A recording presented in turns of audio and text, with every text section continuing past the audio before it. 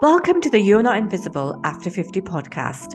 I'm Kiran Kumar, founder and host of You're Not Invisible After 50. Despite the title, you don't have to be over 50 to listen to this podcast. No matter whether you're 25, 45, or 65, we can all learn lessons from each other to help us build a better, more fulfilled life. Come listen to the inspiring stories of all the phenomenal women over 50 who are kicking ass and making an impact.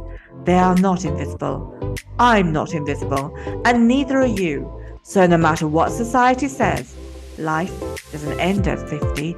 In fact, it's just beginning.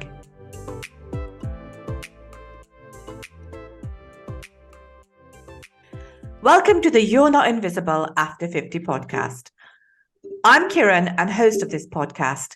We're all about showcasing phenomenal women over 50 who are kicking ass and making an impact.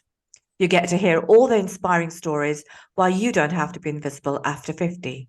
So sit back and enjoy the wonderful life story from this week's guest. My guest today is Nicole Kirksey. So hi, Nicole. Hello, Karen. Thank you so much for inviting me. I'm so excited to have you here. And now we're into series 2. So let's begin. So I'm going to get you to introduce yourself to our listeners in one line of who you are before we move into the body of the podcast. So it's over to you. All right.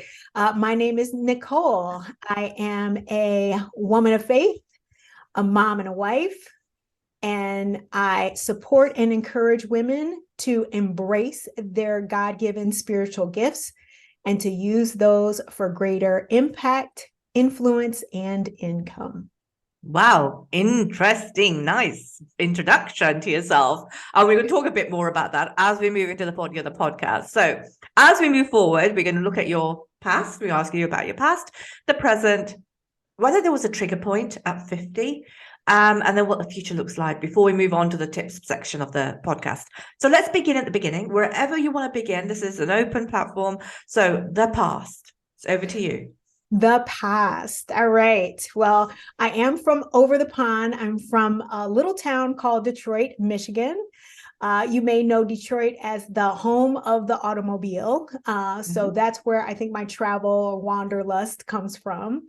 You may also know Detroit as the home of Motown, which is the home of music, a source of creation of a lot of music. Diana Ross is from Motown. Michael Jackson and the Jacksons are from Motown. So that is kind of, I think, a place of creativity in my hometown. I'm very proud of and still connected to.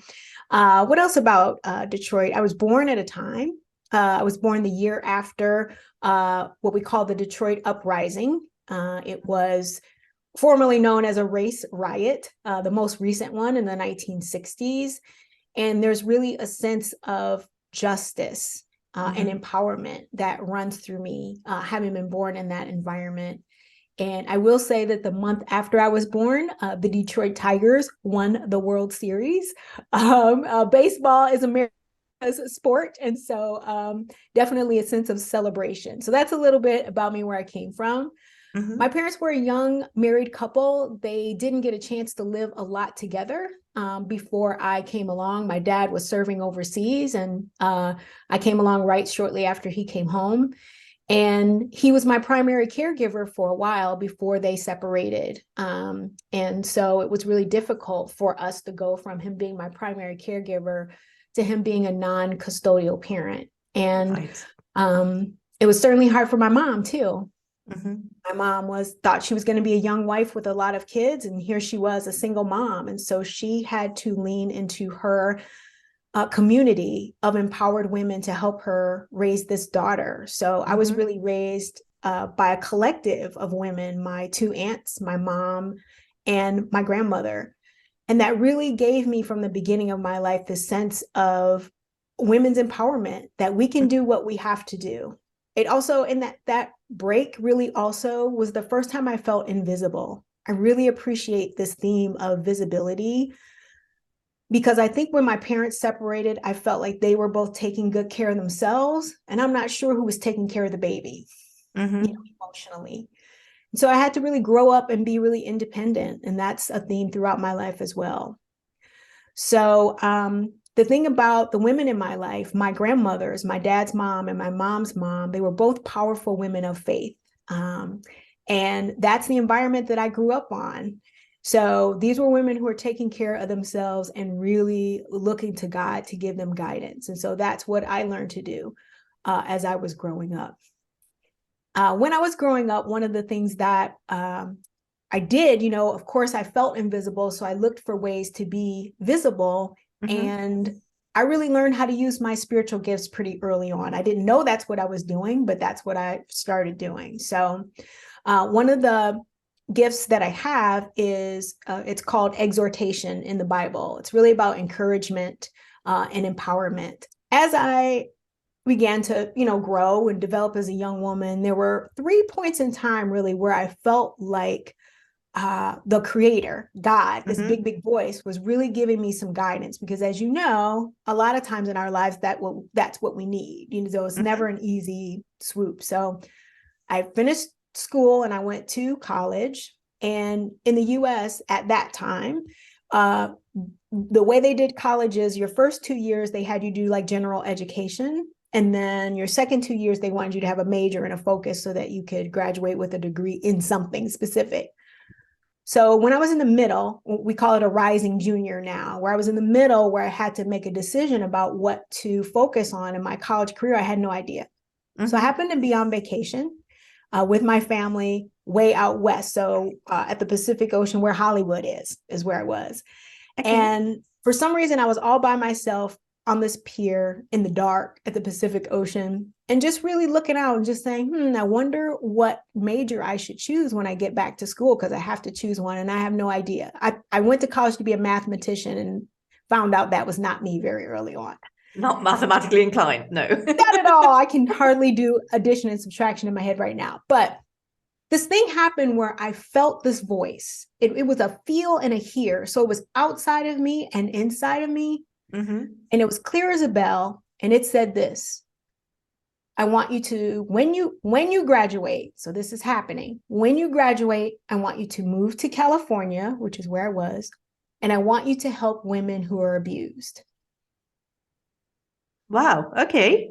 Whoa. Wow. I mean, yeah. It blew me away, because I was like, this makes all the sense. It wasn't something I could have thought of myself, but it made every bit of sense. And I organized my life around that event forever. Like I never thought I would do anything else. So that's what I did. Graduated from college, moved to California, started that work. And for 8 years, I was in women's empowerment work and working in human services and, using my gifts to the best of my ability. I also knew that I wanted more education, because I found out really early that I was a boss and I wanted to be a leader. So in order to advance in my career, I needed to go to graduate school. So I went to graduate school and I didn't have the best experience because I was married. I was in a bad marriage and my life was kind of topsy-turvy. And it was when I began to be more consciously spiritual and religious. I began to pray more. I began to go to church and things like that, and get serious about my spirituality. And it was affecting my marriage and it was affecting my life. And so I ended up separating, and I was by myself at my girlfriend's table using her computer. Now, this is the late 90s. There's no such thing as an internet or social media that we know of. I'm just using her laptop to write my college papers, and I'm again by myself in the quiet. And I asked myself, you're getting ready to come out of graduate school, you're going to have all these degrees and your life is a mess. Like, what am I going to do? Where am I going to work? I have no work prospects. I'm broke. Oh my God, this is awful. And I heard that big voice again from the inside, from the outside. And the voice said at this point, you can work from home at your computer, at your kitchen table. And I thought, what? I'm thinking, I'm like, there is no model for this. Yeah. And I heard that it's 1998 at this point. The only model that I could think of was consulting, because some people had businesses in their homes like caregivers or something. That wasn't me, but I did think consultants. I said, okay, that's something that I would be interested in doing. I like writing grants. I've worked in not-for-profits. I could probably help with that. But I relegated that to side hustle, right? I said, that's not going to make me any money. I need to just get a job, you know? So that's what I did. I kept trying to figure out how I can work at home from my kitchen table while supporting myself and eventually my daughter on my own. I ended up getting a divorce and I was a single mom. Right. And so that's what I did. And I worked at these not-for-profits. It wasn't great. But at some point in my late 30s, things began to come together. I met a wonderful guy. Mr. Kirksey is the best guy ever. He's wonderful. And so I got remarried and I got a job as a CEO, as a not-for-profit. And I thought I had arrived, right? Yeah. But a couple of things happened. One is the CEO job was awful. They hated my guts. They made it miserable for me. And I got diagnosed with cancer. So I'm asking God, why? God, why? How? How can you give me the highs and the lows? And now here I am again at a crossroads. What's going on? I'm also quiet and alone by myself because I'm going through cancer treatment and I was kind of on my couch alone. And I began to feel this inside call to that ministry that I talked about. When I was getting more religious, I began studying these spiritual gifts particularly, and I really felt this leading to begin to teach about these. But again, I was like, what is that? I don't even know what that is. I don't want to do that. I'm just going to keep working because this feels safe. And my That's quite husband, interesting. That's quite interesting because, you know, you kind of go with what you know, not what you don't know. And, you know, you want to listen to your intuition, but sometimes the reality of life is the thing that gets in the way, right? To listen to your intuition. So yeah. true. And we press it and we squash, and that's definitely going to be one of my recommendations when we get there, to honor her. Yeah. You know, but yeah, I was like, okay, I'm going to put you on the shelf with all this other stuff and try to make the CEO thing work. Well, lo and behold, now I'm half of a whole, and I forget that my husband also has a life and a calling. And he and I agreed that he could follow his calling to apply for the job that he wanted, which would take us all around the world. Right. So as soon as I'm healthy, as soon as my CEO job is going great, now it's time to quit. And I heard that voice again because I was furious, right? I was like, what am I alive for? And the big voice says really clearly and quietly this time, this is your season to be a stay-at-home mom. Right. Then I was like, oh no, this I'm on the wrong channel. This can't be. I never wanted to be home. But the truth is that this guidance is the thing that was going to bring everything together, because now I had no choice. Now I'm in my 40s. I'm running into age discrimination. I tried to go back to the work that I could do, but I couldn't. I had no network. I was new in town. And I also got sick again, unrelated to cancer. I had to spend some time in recovery, so I had no choice but to sit home. And that's when I began to build my business. I got certified a couple of times in coaching. I began to teach online. So I was a professor for a while. I wrote my book during my 40s. Wow. So I got that published. I was able to do that because I stopped moving. I stopped trying to race and run and find something that was always within me. And it took me all that time to kind of get settled. So I did a lot of things in my 40s that really pointed me to this point of 50 to say, I am approaching the half-century mark, and I'm shocked that I'm still alive, and I'm shocked that I'm still vital, and I'm shocked that I still have purpose. How can I honor this inner voice, and how can I honor all these gifts and make the most of this high point in my life and the time I have left? So I began to make some shifts, which I'm happy to share more about.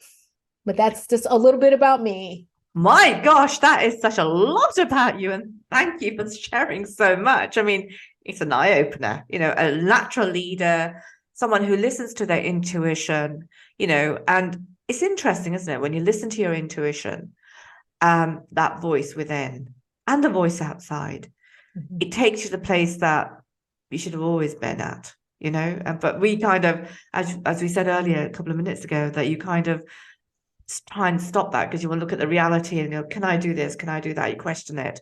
And one should just go with the process, which I'm learning now is to go with the process and let things unfold by themselves because you'll be where you need to be. So thank you very Yes. much for that. Thank you. So let's move on to kind of the present. Well, you kind of almost touched the 50 mark. So let's look around that. So was there anything at 50 that changed for yourself? Yeah, like right about late 48, 49, I started getting this thing like 50 is a big deal. Mm-hmm. And so at that time, I had also been podcasting. I am a pioneer podcaster. I was podcasting before podcasting was podcasting. I was on a network before networks were networks. And right at, let's say 2017, so I was 40, going on 49. Mm-hmm. I made a commitment to expand my podcast because by then podcasting was getting really popular. So I went to the head of the podcast network I was on and I said, hey, what if I go every day? What if I do this? What if I do that? And she said, I might cry a little. She said, I'm going on a break. Okay. And I won't be able to do the podcast for a while. I don't know how long I'm going to be on a break. She said, but you don't have to take a break. She said, I think you're bigger than us. I was on a podcast of 20 other Christian women doing different, podcasts in the faith realm. She said, I think you're bigger than us. Mm-hmm. And I was like, what? She was like trying to explain my numbers and stuff I didn't understand. And she said, all these, a few big name Christian influencer types have started on our network. You know that? I said, yeah. She said, you're actually where they are. You could really launch on your own. And I remember just sobbing into the phone and her just praying with me and for me and her saying, just think about it. So I waited and went to that podcast movement. It's the biggest podcast conference in the world. At the time, it was in a town near me. So I waited to see if I could learn more, because that's the other thing we tell ourselves, we don't know enough. Mm-hmm.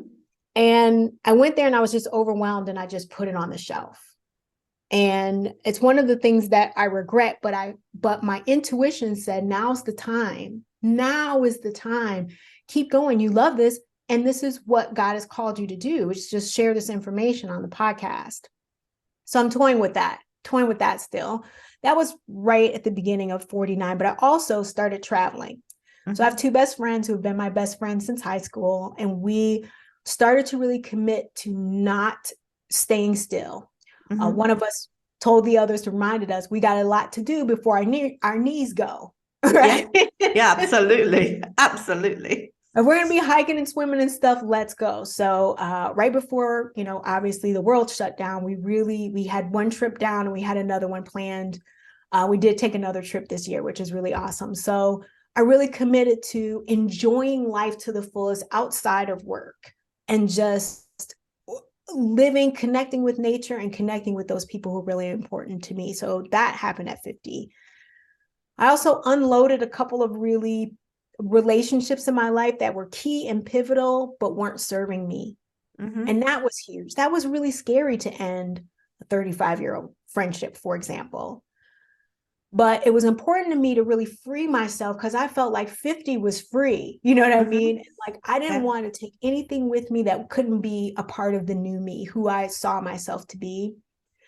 And I really put both feet into becoming an entrepreneur. I'm almost an empty nester. My daughter is going to grad school. She doesn't need me in the same way. And our income is different. And I'm really able to just really say, okay, if this is what God is calling me to do, I'm doing this. And so I really began to consider, and now I'm following through on a call to full-time ministry as a woman minister, which is huge in my tradition.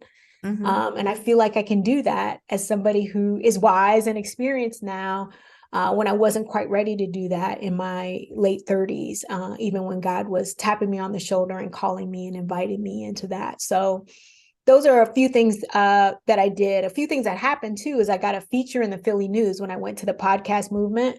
So now forever on the internet, every podcast I ever did is linked through the Philadelphia News, which is a huge paper. So that was huge for visibility. I was really afraid to even share that with him. But I did. That was huge. I was able to do some writing for a publication in my spiritual tradition, and just to be a published and paid writer. So now I'm officially a professional writer because I've been Wow. compensated for that. So those are a few things that happened right at 50 that I was ready for. And a lot of 50 is so great. You got to be ready for it. And it's interesting what you said, Nicole, in terms of getting rid of the relationships that don't serve you well, because I moved on at 52, which is surprising. In our culture, you don't leave your husband, you don't leave your marriage in your 50s. But I've actually become the person that I needed to become and carve out my path. And this is my path now. And like yourself, you know that this is what you're being asked to do. This is what you're meant to do. And that's the path you're going to be taking, wherever that may lead. So, congratulations to you to finding your path, and to all the women who are finding their paths at the age of 50 and beyond, or even before that, but definitely around the 850 mark. Absolutely. And congratulations to you too. That couldn't have been easy. No, it wasn't. But this is not about me, so it wasn't easy. But yes, I think that you realize where you need to be and what you should be doing at that stage in your life, and whether you want to take your life in a different direction, and also to serve yourself the best that you can in the time that you have left, Yep. and to serve others as well. You're definitely serving yourself. I think you're putting yourself in position to be in greater service. Think about the 50-plus-year-old women of our age when we were much younger, how wise they seemed and knowledgeable they seemed, and how confident in their personhood. We're becoming those same women, and more now that we are in a time now where we're able to self-reflect more, I think, than our mothers and our grandmothers were able to. I mean, my whole business is really around my mother who passed away. This is to honor my mom. The whole thing that I'm doing is to honor my mom because she was a strong woman, and hence I'm that woman now. She made me to be the strong woman, just like yourself. So let's move on. So that's around the 50. So can we talk about what you're doing at the present? What's going on there? Yeah. So right now, I did mention I'm in the process of being ordained in my ministry. It takes a lot of discipline. So I kind of like it. And I'm kind of like, well, now I'm used to being free. So I'm starting that. That's kind of priority one. It takes a lot of paperwork and a lot of time, but I'm enjoying the process because I get to purposefully listen to that voice and receive guidance and share what I learned. So doing that right now. I'm also, as you know, I'm actually working with one of the largest women's business training organizations in the world. And I am a coach there. And very soon I'll be a lead trainer for one of their levels of business leadership. And I'm really, really excited to share my gifts. I love being a part of that team. They know exactly who I am and where I come from, and they accept me exactly for who I am. And that is part of what we do as women mentoring other women, to encourage each other to be exactly who and where we are, and to share that and to build that into our success. We don't have to become these other special people to be successful. We are most successful when we are very much ourselves. And so I love the work that I do there with them, and the work that I do privately as well in my own business. I too am building a particular business incubator for women of faith, women in the Christian faith, but other women of faith as well, who really want their businesses to reflect their beliefs and to really even serve primarily from their spiritual gift in a spiritual way. So people from the not-for-profit and faith community, I really want to teach them a lot of the principles that you and I learn in our business academy. So those are the things that I'm up to, and being a happy empty nester and figuring out fun things that my hubby and I can do and my friends and I can do, and new ways to relate to my daughter. We get these grown kids, like, what happens? You're not a baby anymore. So those adjustments in relationship with her. And I also care for my mom long distance. So that ends up being a big part of my what I do in my life and my day as well. Being a good daughter and a good friend to my mom in this part of her life. I think that's really important. I mean, because my mother was my best friend. She was the reason that I did everything, and she had the faith in me. And hence, as I said before, just a couple of minutes ago, this is the reason why I'm doing what I'm doing, because of her. And I had the best friendship with her, and I honor anybody who has great friendships with their mothers. My daughter and I have a great friendship. So let's move on. What is the kind of the future slightly different to what's going on in the present? Have you got any other thoughts about the future, or? I'm an advanced planner. So, in the next 12 to 15 years, we're going to retire. So I am just now allowing myself to vision that far in the future. As a survivor, it was really hard for me not to just stay present. So I want to stay present and obviously live right now. But my husband has named where he wants to retire, which is huge. So I see in my future just really preparing for us to kind of ease into that level. They give you all this coaching about, visit a lot and decide where you want to be and get familiar with it, which is really scary because I don't feel that old, but I know the more that I plan for it, the easier it will be for us. And that can be a part of our travel and excursion and loving, living in life as well. So kind of looking forward to that. And really looking forward to getting on a fundamental level, just back to my podcasting again. I don't know what that looks like. Am I going to spend more time guesting? Am I going to get back to my podcasting? But there's something about this medium that I really love that I want to explore more. And I think really fits into how I'm shaped and what I'm called to do. So those are a couple of things. Fabulous. Sounds really good. So let's move on to the tips section of this podcast. So now we're going to move on to the 5 tips that you'd give to anyone who's under 50. So what would be your 5 tips, Nicole?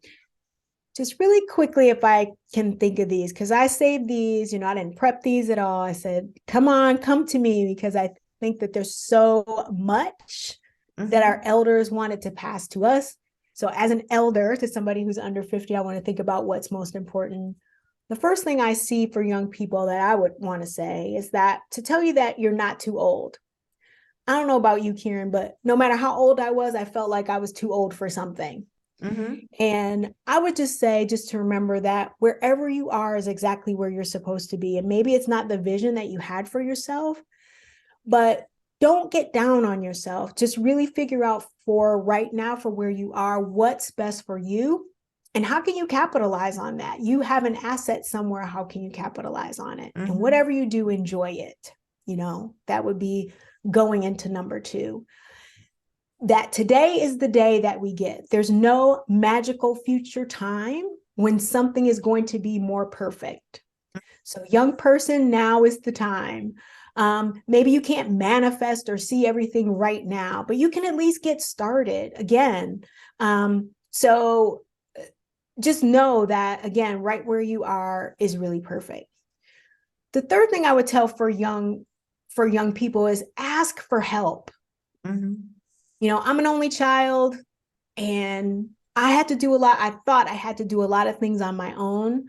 And I think I would have had a lot more peace and a lot more progress had I allowed myself to lean into the supports that I have there, or to create them when I don't have them. Yeah, absolutely. And you'll need these. It's great that I have friends that have been my friends for 40 years, but that's because I started way back when I was young. So if you're younger now is the time to start. Again, same theme, so that in your future, it'll pay dividends, this support system that you have, and you can be that to somebody else. We talked about the intuition. You have a voice inside of you, just like older people do, just like more experienced people do. I really recommend that instead of being like me and waiting until you're at a crossroads or in trouble, to make it a practice. So whatever it is, your prayer time, your meditation time, journaling, get yourself a discipline so that you are regularly in the habit of hearing the voice that is inside of you. The voice of the great one who created you. to lead you and guide you, because we repress that. And that's how we end up in places in our lives that we don't mean to go to. I think for young people, we always feel like whatever's in front of us is most urgent. Like it's got to get answered. It's got to be, you just don't understand. But what if you just took a breath and said, wait a minute, I don't have to do anything. And that's one great thing about these Gen Z folks, these later millennials, like they got that down. Like, you know what? You're not going to rush me. I get to do what I need to. So keep doing with that. Listen to that voice, and whatever it is, have fun. Build on your creativity. Implement play in your life. When you're young, it seems easier to do that. But I feel like as we move into these seasons of marriage and parenting and getting jobs, the play in our life just kind of dips. Work really hard to always have that balance, because in a minute, these jobs don't love you. What I mean? Your people love you, your expression loves you, your community loves you. So make sure that in your push for success, you have that balance for play. It'll be so important, and you'll be really glad when you get to be in your 50s that you did that. I think that one's really important, because I always say to my children, let's create memories. We're talking about Christmas, for instance. I don't want a present. I don't want things. I don't want stuff. I want to, have an experience. I want you to remember me when I'm no longer on this planet. That's the things that are important. That play, that fun, that enjoyment. Those are things that will carry you in at that time, but also in the future when you look back at it. And I think those are really important times. So no matter what life has brought to me, the time that I've had on my own with my children has been the best time ever, creating memories that they can remember for years to come. And hopefully I'll create more memories as time moves on. But thank you for that. So how about the 3 tips to anyone who's like in our generation and above, who's over 50? What are we going to say to them? Or what are you going to say to them? Yeah. So to my peers, my sisters, my colleagues who are listening, even my elders, I know a lot of women over 50 listen as well. I would say similar things. There is no future time when things are going to be better and different. Especially for us, now is the time. And I would add on to that, I don't know if this is a different one or an add-on, but I've been thinking about how much time we spend in regret looking back. Or if I just would have when I was in my 20s or my 30s, it's because now is the time. I don't think I was ready for a business at my kitchen table when I was in my late 20s.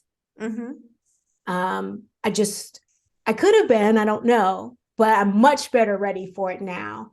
So all those things that you look back and say you wish you would have, could have, should have, grab some of that stuff and make now the time for that. I think that's really wonderful. Now, my other thing is, I'm trying to say something about being old or feeling old. Again, I've always felt old, no matter how old I was. So I would encourage us to embrace that youthfulness, that play. Where can you feel young? Where can you feel vital? Where can you feel like life is worth living? Especially if you're at a point where you wish you could kind of get out of a job or get out of a marriage or a situation that you're not living in. How can you bring some of that joy in, and where can you get help? We're told that at this point in our lives, it's hard to make friends, and that's not true. It's always easy to make friends. My spiritual tradition says, if you want friends, show yourself friendly. So part of that is putting yourself out there, being more visible, connecting with people, and reaching for that play. And the other thing is I would encourage us to embrace that crone season in our lives, that seasoned, knowledgeable, wise period in our lives. Where are your gifts? What gifts have you been sitting on? What gifts are the world waiting for? And how can you bring those forth? It's not too late. Now is the perfect time. Whatever it is that you've been sitting on, maybe people weren't ready for it when you were a whippersnapper in your 20s and 30s, or even when you were in your 40s. Your 50s, your 60s, your 70s is the perfect time to bring that forth. You have more credibility, more wisdom, more knowledge and skill than you've ever had in your life. So now is the absolute time, whether it makes money or not. It could be a hobby. It could be a ministry or a calling. It could be something that you just want to offer the world. It could just be something on your bucket list. But now is the perfect time for it. Same theme, that there's no time in the future. The time right now is the present. And really the world is waiting for you for both of those age groups. Someone said that to me and I just run with it. And we know the head of the company where we're connected in, she says it all the time, like the world is waiting for you, not somebody like you, not somebody with something that like yours, just you. There are people who are only going to be able to benefit and hear from you. Exactly. So don't take it with you when you leave here. Leave it right here. And that's what I would recommend for people of all ages. Let's all just do it. I think that is such a wonderful note to leave this podcast, because yes, just leave it behind, leave something behind. This is exactly what everybody that we know are doing at the moment, about doing something now, but also leaving it behind. I mean, for me, that's my legacy. This is my legacy for my children and my grandchildren and anybody else who wants to hear my voice, right? And you're absolutely right, Nicole. So thank you for those wise and wonderful words and insights. Well, when you're almost 55, you got a lot of wisdom to share. Yeah. Well, I'm much older than that, but yes, absolutely. But thank you very much for being on this podcast. And it's been so good finding a lot more about yourself. Thank you very much for that. Thank you for connecting with me across the pond again. I appreciate you inviting me. Absolutely. No problem. Thank you. Thank you for listening to the You Are Not Invisible After 50 podcast. If you want to hear more from some amazing women over 50 who are kicking ass and making impact, then don't forget to subscribe to our podcast, available on Apple Podcasts or Spotify. Remember to rate, comment, and share with other fabulous women. And together, let's change the narrative that you don't have to be invisible, no matter how old you are. Check out our other services on www.you'renotinvisibleafter50.com and follow us on Instagram, Facebook, LinkedIn, and TikTok. And always remember that life doesn't have to end at 50. In fact, it's just beginning.